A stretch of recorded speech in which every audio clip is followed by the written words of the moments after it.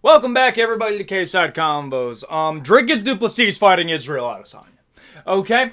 This isn't going to be the prediction video, okay? I just want to illustrate to you how important this fight is. I know it's kind of becoming a meme, the amount of, the lack of the amount of hype for this fight, despite this being an Adesanya return. I do think it's kind of wild that, the fan response to UFC 305, Dricus Duplessis versus Adesanya, is fairly lukewarm. It is weird. Is this maybe the UFC fan base has finally moved past Adesanya and we don't buy the BS marketing that the UFC is going to do, talking about how Adesanya is one of the greatest UFC fighters to ever live and top 3 greatest stars of all time. I'm not saying he's not a star. I'm not saying he wasn't a great champion. It is kind of wild to see the lack of hype for this card. No. I want to talk about just how meaningful this fight is. I don't think people understand this. This isn't me silling for the UFC. I am talking as an independent fan / amateur. I think I'm like an amateur MMA journalist. I think that. I don't know what my actual... professional yapper. That's my title that I'm going to go for. Okay?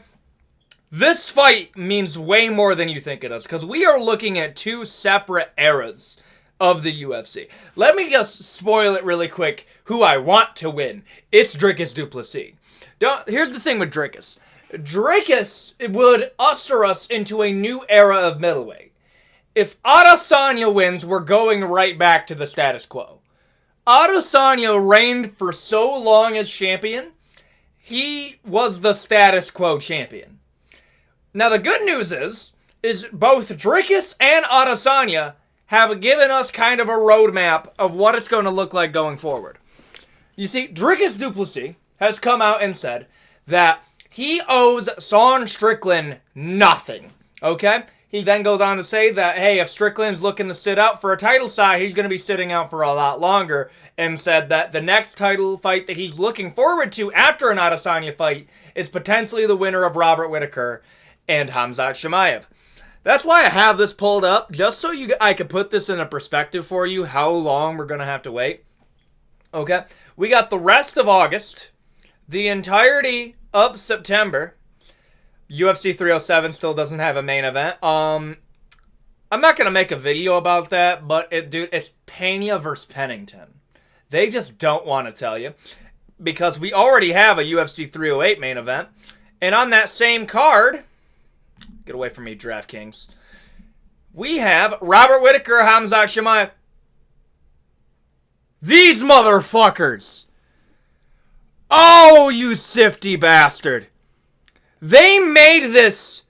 They purposely made this not the co-main event, even though, objectively speaking, this fight is more deserving of a co-main event spot, because they didn't want the argument that this should be 5 rounds. Oh, these sifty motherfuckers, bro. Oh, man, that's diabolical, actually. Well, okay, Khamzat Chimaev's chances just went way up. But we have to wait near the tail end of October to get a number 1 contender. Okay? I just want you to think about that. My problem with Dricus saying the whole Strickland doesn't deserve it, but I'm going to give it to Adesanya. I understand. Dana White privilege, just how it is. Adesanya makes a lot of money per fight. You can't justify putting him in anything other than the main event to recoup your investment. That's actually part of the real reason. Adesanya has such a crazy contract ever since the second Robert Whittaker fight, because they didn't sign him to do... It's a crazy story. But just know, Adesanya got a crazy contract for the second Robert Whittaker fight that he's still on to this day. That he makes, I believe it's around $3 million? It's a large amount of money that he's making. So the UFC can't put him anywhere other than a main event. That's part of the reason that Adesanya is going from losing to Pereira, beating Pereira, fighting Strickland, losing to Strickland, to fighting Dricus Duplessis. They gave him an immediate title shot because they didn't want to do it. It is kind of crazy that us as a fan base lobbied for Dricus du Plessis to get the next title shot after beating Robert Whittaker, which I still stand by to this day, because Adesanya didn't deserve it. All Adesanya had to do was just wait a little bit longer, and he got to fight the dude that beat Strickland. Okay, let it just be known. Let's look at these rankings really quick, okay? I'm gonna use more tools in my videos if I'm gonna be doing this a bit more regularly. Okay? I don't care about that. Wait. Division? Oh yeah, division rankings. Okay, let's go over the middleweight. Strickland is the #1 contender. Okay? So, it is so cringe to me that we have MMA fans that will say he's not. Strickland is quite literally the #1 contender. Okay? I could excuse, there's just nowhere else to cut it, dude. Strickland has a win against Israel Adesanya. He is the last dude to beat the guy. We waited for Israel because of Dana White privilege. Robert Whittaker's #3. I don't have much complaints there. Nasruddin Imavov in #4 is fucking insane, but whatever. Strickland's in a very interesting spot. I understand the sitting out that he's trying to do. I understand that. Because the reality is, they were probably going to book him up against Khamzat Chimaev, and they did. The reason that they didn't go through on the Khamzat Chimaev versus Strickland fight is apparently somebody complained in Abu Dhabi, I think it was, in Abu Dhabi or Saudi Arabia. It's somewhere in the Middle East. They didn't want Strickland because they were worried that he was going to talk shit about the country. If it was Saudi Arabia, dude, holy shit. The amount of stuff that you could talk shit about with Saudi Arabia when you're having Dana White currently having one of the biggest glaze sessions in business history, giving Abu Dhabi some of the most stacked cards I've ever seen in my life. Yeah, Strickland got out of a fight with Khamzat Chimaev because he was so abrasive. That's a flex. Imagine you talk so much shit that they actively have to get you out of an event because you're worried that they're going to bully the country. That's a flex, I'm sorry. But back to the point. I understand Strickland's point of view here. Strickland beats Adesanya. Robert Whittaker, yes, the only other fight you could have made. Lost to Jared, and I think they're going to do something with there, but then Nasruddin Imavov beat Jared, and Strickland beat Nasruddin. You see the problem that we have here? Dricus du Plessis, the only thing that he's laid out for us is he's going to fight the winner of Robert Whittaker and Khamzat Chimaev. The #11 guy, Roman Dolidze, is a higher rank than Khamzat Chimaev. What a fucking crazy world we're living in. I don't get it. The only reason I give the Robert Whittaker fight versus Khamzat Chimaev rebook a pass now is because I found out Robert Whittaker was the guy that pulled for it. I don't have a problem with that. If this was a scenario where it was the reverse and Khamzat Chimaev was begging for that fight back and he got it, okay, Dana White privilege. Robert Whittaker calling for that fight, I'll give it a pass. I will correct myself. Does Khamzat Chimaev deserve to go from #11 to #3 against Robert Whittaker? No. But it's the same type of no as Umar Nurmagomedov going up to fight Corey. It is what it is. The UFC is a business, not a sport. That's just how it is. Dricus du Plessis is going to want to fight Khamzat Chimaev because he doesn't want to risk losing to Strickland. That is part of the truth. I'm sorry.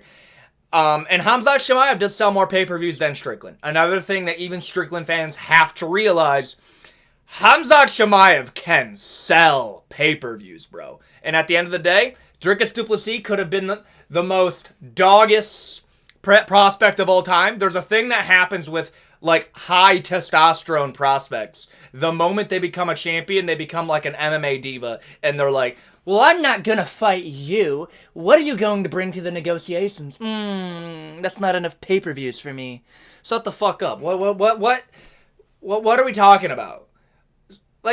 The reason that I'm angry about it is Dricus could have phrased it so... All Dricus had to say was, I want to fight somebody new. And I wouldn't have said shit, but the way that he phrased it just came off super soy to me.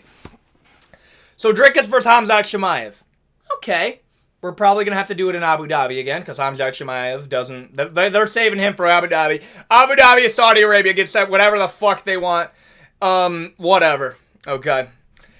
But Israel Adesanya, as much as I hate to say it, actually has a more interesting roadmap. The only pro of Israel Adesanya becoming champion is he has a more interesting roadmap than Dricus does, because I think Dricus is new to this whole champion thing. Israel Adesanya laid out his roadmap around 3 months ago. I watched back the clip. He says that after his fight with Dricus du Plessis, so that's one. First off, he said that he only has 3 to 4 fights left, and that's counting the Dricus fight.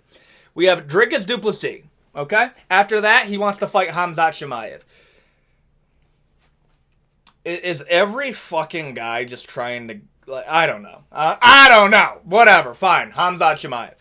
And then he wants to rectify the loss with Strickland. I actually agree with that. Like, believe it or not, Strickland... Look, Adesanya losing to Strickland is going to go up there with Matt Serra beating GSP in terms of legacy tarnishing moments. The fact is that people that are talking shit about Israel losing to Alex Pereira, oh, cool, you lost to one of the greatest strikers to ever live. Whatever, bro. Get over yourself. Adesanya losing to Strickland is one of the most embarrassing losses that you could ever have at Adesanya's level. I do solemnly believe that one of the reasons that Strickland is so hard to fight is that people are so scared that they might get finished by him. Dude, Brennan Allen has a win streak, and people still clown him for being one of the only people ever finished by Strickland. Could you imagine the legacy tarnishing moment if Strickland TKO'd Adesanya? You would never be above Anderson Silva. That's just a fact. However, to end off this video, I would like to introduce a third option, okay? Somebody that I've talked about and I've lately become a huge fan of, Alex Pereira, okay? I am a proud poetard, so I can bend the logic really quick.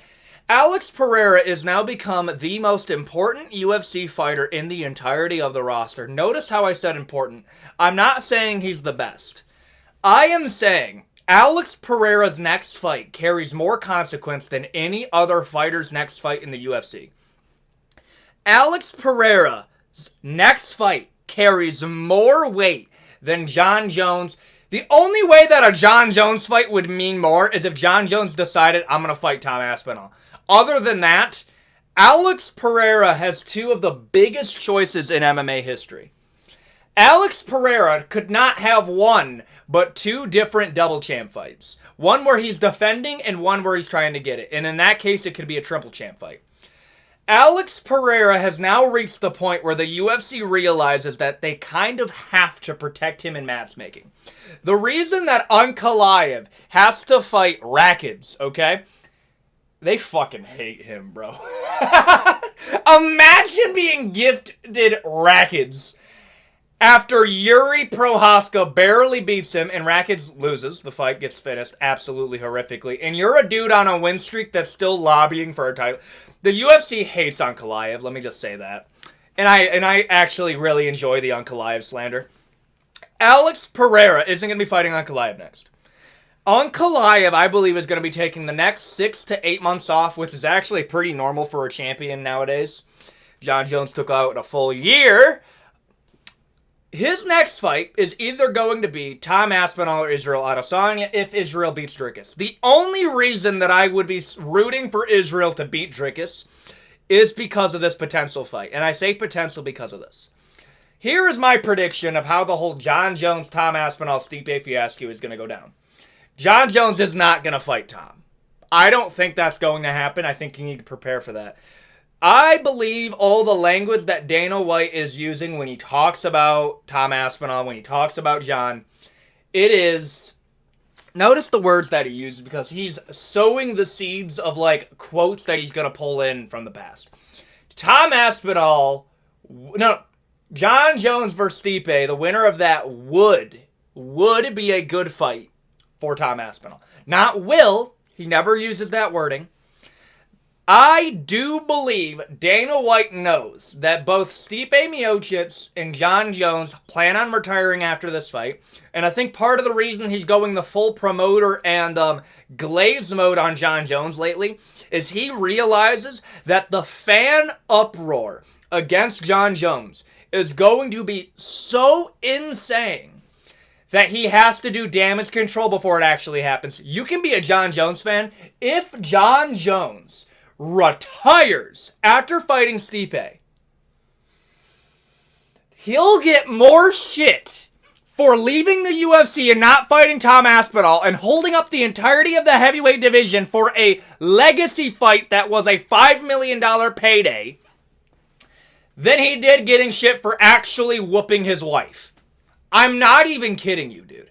The fan base will turn on Jon Jones like a pack of hungry dogs. It'll be bad, and I am looking forward to that day. Now, maybe I could be wrong, and Jon Jones gets a whiff of this, and I'm telling you this right now, there are conversations going on of if Jon Jones and Stipe Miocic both leave, there is a plan that the UFC is going to put in place. And I believe that's Alex Pereira. What way could you cloud the MMA media, okay? Like, change the headlines from Jon Jones is ducking Tom Aspinall and he leaves the UFC to Alex Pereira versus Tom Aspinall, the biggest fight in MMA history, the first and probably only ever triple champ fight in MMA. That would be the way to do it. I think that's how they're going to use Alex Pereira. If Jon Jones retires. Now, let's say Jon Jones decides to not retire, and they do, but, like, hey, let's be real here. If Jon Jones says he wants to do another fight, which I also have to bring this up, the idea of Jon Jones doing another fight after Stipe Miocic was never a thing until Tom Aspinall lobbied for it. That's a fact. They marketed Jon Jones versus Stipe as a retirement fight, and then the moment Tom Aspinall started lobbying for the fight, they scrubbed every little bit of marketing from the Jon Jones and Stipe fight. They don't want that to be called a retirement because they know how it looks to the MMA fans. So just remember that. Now say Jon Jones caves in on his ego. They give him a good paycheck. What I think is going to happen is Jon Jones is going to ask for $25 to $50 million, a crazy amount of money, to fight Tom Aspinall. Then they're going to say no, and then Jon Jones is going to leave, and the fans are going to find a way to spin it. The Jon Jones Glazers are going to find a way to spin it. Really, it's Jon Jones being a coward and not wanting to fight Jon. No, Jon Jones being a coward, not wanting to fight Tom. If Jon Jones does decide to fight Tom, if Israel Adesanya beats Dricus, they are going to book Israel Adesanya versus Dricus du Plessis, and they are going to force an interim between Sean Strickland and Khamzat Chimaev. The reason that they're going to do that is Strickland, for whatever reason, has the perfect style. Okay, let's go back to the rankings just so I can illustrate to you how this is going to play out. Okay? If Dricus du Plessis loses to Israel Adesanya, they're going to move Dricus du Plessis to either the number 1 or the number 2 guy. The reason that they would keep Strickland in number 1 is because of how they're going to pay. Well, Strickland beat Israel. And then the UFC is going to go out of their way to fill time, book Israel Adesanya against Alex Pereira. That way they can force an interim into this division, and that interim is going to be between the winner of Robert Whittaker and Khamzat Chimaev against Sean Strickland, the guy who beat Israel Adesanya. And if Khamzat Chimaev beats Strickland, the UFC has now gotten rid of Dricus du Plessis as champion, and they've gotten rid of Sean Strickland's chances of becoming a champion. I'm telling you this right now. The next time Strickland loses a fight, they are going to shove his ass so far down the rankings that he will never see a title picture again. No wonder Strickland doesn't want to fight, because he realizes that the UFC is actually gunning for him at this point.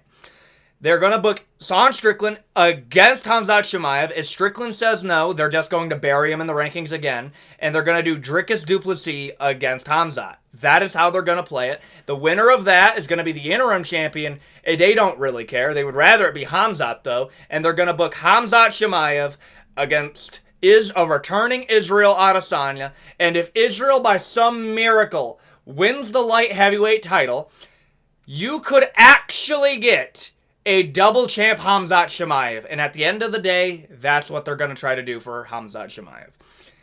I'm telling you, that's how it's going to play out. That is my prediction for how this whole UFC middleweight, light heavyweight, and middle heavyweight title picture that's going to play. I hope you enjoy my content. I'm going to try to upload a bit more frequently because there's been an opening in the MMA market. And I hope you guys enjoy this content. Please consider a like, comment, subscribe, and I will see you all next time. Adios.